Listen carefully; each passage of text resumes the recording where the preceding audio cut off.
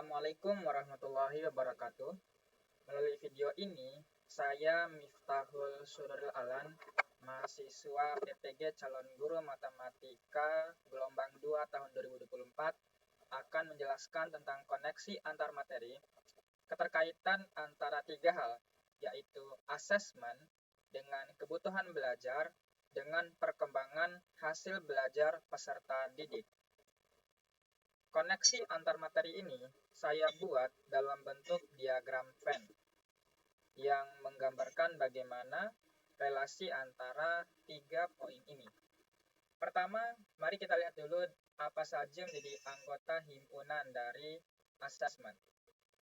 Kita bisa melihat ini dalam tiga hal, yaitu jenisnya, kemudian pengumpulan informasi, tujuan, dan fungsi feedback atau umpan balik. Jenis asesmen sendiri ada asesmen diagnostik, ada asesmen formatif, ada asesmen sumatif, dan kita bisa menjadikan ini sebagai pengumpulan informasi, termasuk observasi langsung dan hasil tugas juga merupakan bagian dari asesmen. Ini adalah komponen-komponen yang berkaitan dengan asesmen, yang menjadi daerah himpunan yang bagian sini.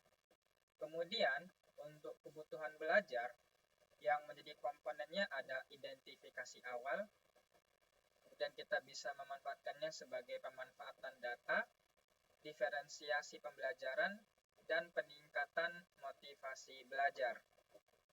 Nah, yang ketiga adalah yang berkaitan dengan hasil belajar, yang memiliki beberapa elemen di sini, meliputi pemantauan berkala, evaluasi pencapaian, penyesuaian pengajaran, dan penguatan kemandirian belajar. Nah, masing-masing ini saling memiliki himpunan yang beririsan satu sama lain.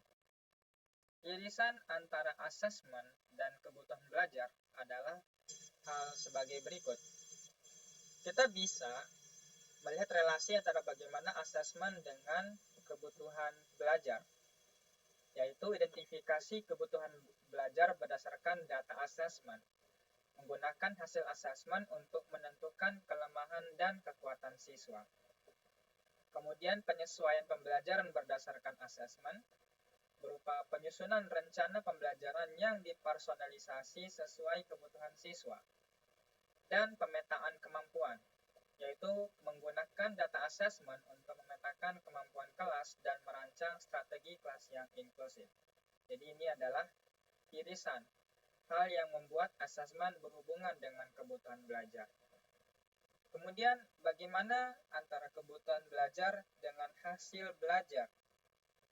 Nah, ini relasi yang berkaitan, meliputi pengembangan program pembelajaran, penyesuaian berdasarkan pertumbuhan individu, dan pendekatan holistik untuk pertumbuhan siswa.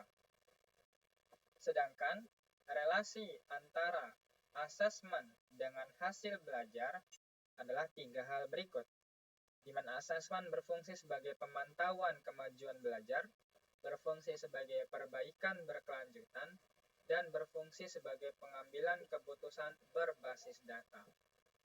Nah, irisan dari tiga hal ini, dari asesmen, kebutuhan belajar, dan hasil belajar, ada di tiga hal yang berada di tengah-tengah ini, yaitu dengan memperhatikan ketiga-tiganya, kita bisa menciptakan pendekatan pembelajaran yang komprehensif, pengembangan berbasis bukti, dan pendukung kesuksesan pembelajaran.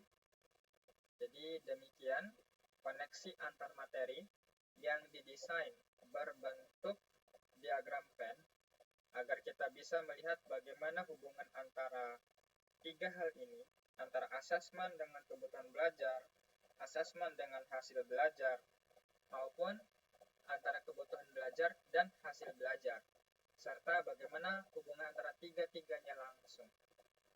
Demikian, semoga dapat dipahami dengan baik. Sekian dan terima kasih. Wassalamualaikum warahmatullahi wabarakatuh.